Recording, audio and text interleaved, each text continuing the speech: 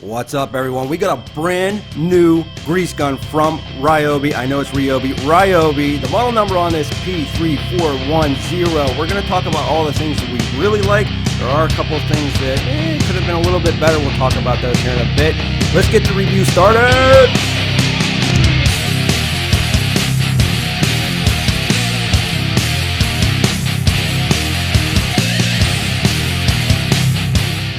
I got about 15 Mountain Dews pumping through my system right now. I'm outside, I'm out doing work, it's nice out. Couldn't wait to bring you this though, the all new Ryobi P3410 grease gun. Now we've done another grease gun on the channel before, the DeWalt. We're taking a look at this here. I will tell you there are a couple things that could have been better. All in all, it's a really powerful grease gun. Let's go over some of the specs. I'll show you how this is used, the application, how it works, how powerful this thing really is, which I was really surprised. This thing actually feels really great in the hands. Not loud at all, super quick, built well. You can see over here you do have basically a lock button. You have a hose you can place on either side. It is a flexible hose. Longer, you can actually get into tight areas, no issue there, so that stays out of your way. It is super easy to put that grease in. You're looking at 10,000 PSI on this. You also get an LED light right up here in the front. As soon as you pull that trigger, it turns on, lights up that darker area. You do have your release valve over here. All you gotta do is turn that. Now I will tell you one of the things that I've noticed, if you put too much pressure on that grease gun, which I'll show you here in a bit, you know, to get that air out, if there's too much force on that, it will put some grease through that. You do have the trigger right here, super simple to push down. It's not a variable speed, which I'll show you again. That's one of the things that I wish there would have been added, a variable speed on that, and you can't lock it in. You just pull, go. It's either balls to the wall or none at all. It is really light though. You're only looking at about 7.5 ounces. Super, super light. It's not real big and bulky either. I mean, as far as it goes with storage, you shouldn't have any issues with it. Now the hose length on this, you're looking at 30 inches, so that's really nice. It does run off of the 1+. Over here, the back canister, it's all metal. Feels super sturdy, don't have any issues with that. That handle on the back is almost like a really hard plastic, should hold up very well. You do have a plunge rod marker there, so it does show you how much grease you have left, but let me show you how to do this. We're just gonna unscrew this right here. We're gonna take it out, we're gonna pull that rod back. Real simple to do. Now once you get your grease canister in there, all you got to do is release it like that and it will push into your grease. I will show you that here in a second, but yeah, it does got some nice pressure to it. No issues with that. There you go. We'll pull it out again. Boom, you stick your grease canister in there and it is ready to go. Now we are going to use some all-purpose WD-40 right here, the true multi-purpose. You can use this stuff just about on anything around the house, DIY, or even out in the garage if you want. Just pop the top, there's your grease. You're going to slide that into the canister. Oh, so easy. And then you're just going to open that up like a beer can. Once you open that up, you're just going to slide her in. There's that grease right there. So gooey and nasty. Get it all over my camera. Put that right back in there like so. Tighten her down. And once that's tightened down, we're going to release that rod. We're going to put a little bit of air, get that air bubble out of there, just like so. Watch this. We're going to push in just a little bit, not too much because you don't want it coming out right here in your purge valve.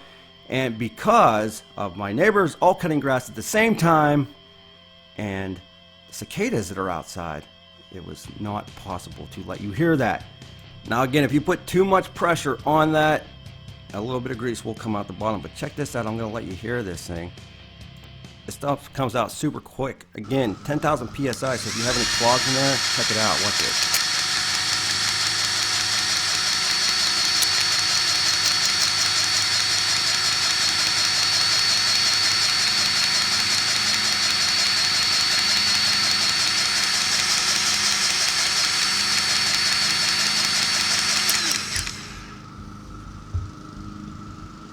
So you can see it really pushes out that grease, and we're going to try that again here. Check this out. I mean, 10,000 PSI, that's no joke.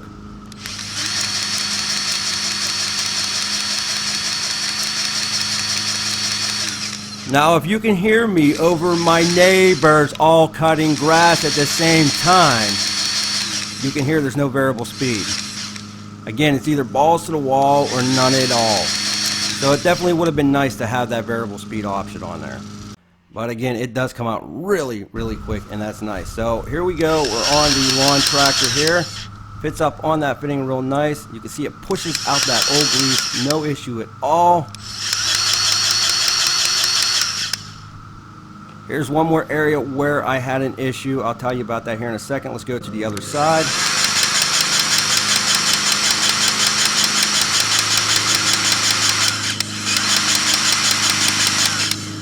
As Salt and Pepper once said, it push it real good. Alright, let's go over the specs again real quick, and I will tell you about the major issue that I had with this grease gun. So the max PSI, you're looking at 10,000. The flow rate, 7.5 ounces per minute. The battery, you're using the 18 volt, huge platform there. The weight, 7.15 pounds. You also have the filler plug, so if you're taking this out of a 55-gallon drum, or if you have some type of filler pump, you can do that on this grease gun. Right there, you can see it. The grease capacity, you can do 16 ounce of bulk, or you can do the 14.5 ounce cartridges. You also have the air bleeder valve right there. You have the steel grease tube for maximal durability. You have the lock on and off trigger, and you can pump up to 19 grease cartridges per charge using a P108 or the 4.0 battery. Now, one of the things they really need to look at, and maybe it's just this unit, but the coupler, the grease coupler, went on the fittings very easy, had no issues there, but taking them off was not easy. They got stuck. I did have to wrestle a little bit getting those on. It just stayed on, and it gave me a hell of a time getting them off. I did try that on my tractor, on my truck, and my wife's SUV, and all gave me issues trying to pull that coupler off of those fittings. Does have a little bit of an issue with the pressure release valve. You do get a little bit of grease if you put too much pressure down on that canister when you try to bleed that air out, and it is not a variable speed. But that being said, those are the only real negatives that I had. Everything else was really surprising. The build quality on this was really good. The power to this, the 10,000 PSI, if you're trying to push out a clog, or if you got some old nasty grimy grease and some bearings that you're trying to push out, this will do it. It was really, really powerful. I really like the onboard hose storage. It's super quiet. Again, it's pretty compact for being a grease gun, a portable battery powered grease gun. Not heavy at all. I think definitely around the garage or the house, I think this is perfect. Even in an automotive maintenance area, I think this will work great. I really think that it has a lot of power to this grease gun. Other than some of the hiccups that we mentioned, definitely check this thing out. It's really cool. Alright all, if you like this video, don't forget to thumbs up. Don't forget to subscribe. Smash that bell button. Come say hi to us on the Instagram page at Tool Review Zone. And we'll be back with more videos soon.